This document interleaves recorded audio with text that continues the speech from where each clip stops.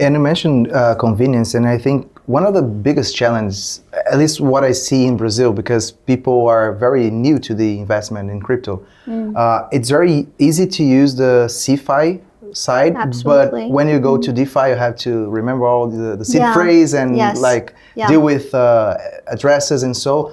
So I believe to a certain level, this kind of abstraction that you have to put into this product is very important. So how do OKX approaches this roadmap of developing a Web3 environment, but that like the average guy in the daily basis can use it with no friction. Ó, e se você gosta desse tipo de conteúdo, não esquece de se inscrever aqui no canal, dar o seu like no vídeo, porque isso é super importante para perceber que tá no caminho certo e trazer mais desses para você. Inclusive, eu peguei um avião, dois na verdade, vim para Singapura, do outro lado do mundo, só para gravar essa entrevista. Então, dê o seu joinha aqui no vídeo para eu saber que ele tá sendo útil e vamos pro resto da entrevista aqui.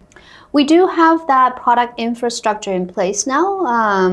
I think that our customers in Brazil will also see more of that coming hopefully for the later half of the year. We actually have the ability to develop a so-called smart wallet so that our customers can still control their own key. Any platform like ourselves would not be able to move assets out of your wallet or your account without you signing off on that transaction.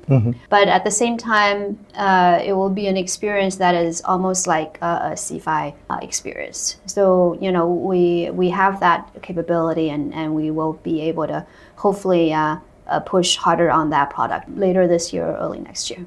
Awesome. And then when we go back to the CeFi side, we know that since FTX, all the proof of reserves theme is very important. Yeah. But I think maybe people don't know that OKX has been publishing the proof of reserves from before the fallout of FTX. How do you guys came to the conclusion that publishing those proof of reserves was something important, and how do you view it? Because I know that there's a lot of discussion in terms of the different methods employed for that, and how can we be assured that it's a very trustworthy information.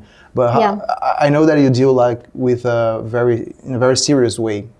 So how are you approaching that? Yeah, our team have actually iterated on our proof of reserve framework, and product infrastructure. And our initial version was somewhat different from where we are right now. I think what we have right now is way more advanced than our initial version, initial iteration. Right now, we have actually ZK proof technology. Initially, it was just pure Merkle tree. Right now, we have ZK proof technology. We actually enable more, the proof of reserve capability over more assets over our initial iteration. And we continue to look for additional upgrades of our proof of reserve, structure. And, I think that feedback that we have received from the community has actually contributed to all the various iterations that we have been through for that particular program. We actually believe that it is an advantage of the industry because of the technology, right? Because of that on-chain auditability, where you can actually verify your assets against your liability. And at the same time, when you utilize that on-chain transparency, you also find a way to wrap things around so that there's tight control and protection around privacy of individual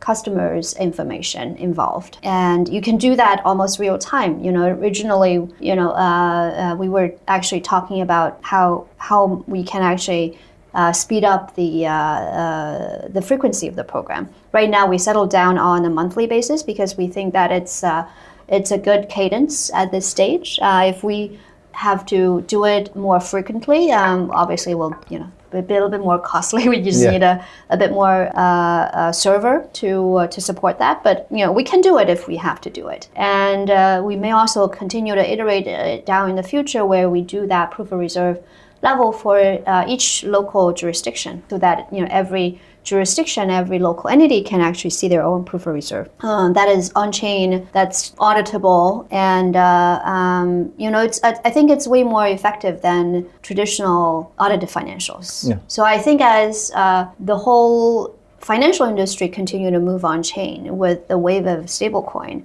when you see different builders come and start to build different dApps on top of that stablecoin ecosystem, and you see the traditional financial industry move on chain, right? Then I think an interesting phenomenon that we may see is, the whole traditional audit can evolve toward this proof of reserve framework, where it's more automatic, it's more transparent, and it doesn't have to be an annual audit or quarterly audit. It can be monthly audit. It can be even weekly or real-time audit, depending on the scale of certain. dApps can be automatically audited, and that audit program can be built into a smart contract and provide a peace of mind to users and a community in the ecosystem. So I think that's a very benefit of the new digital era that we are looking at, that we are shaping together.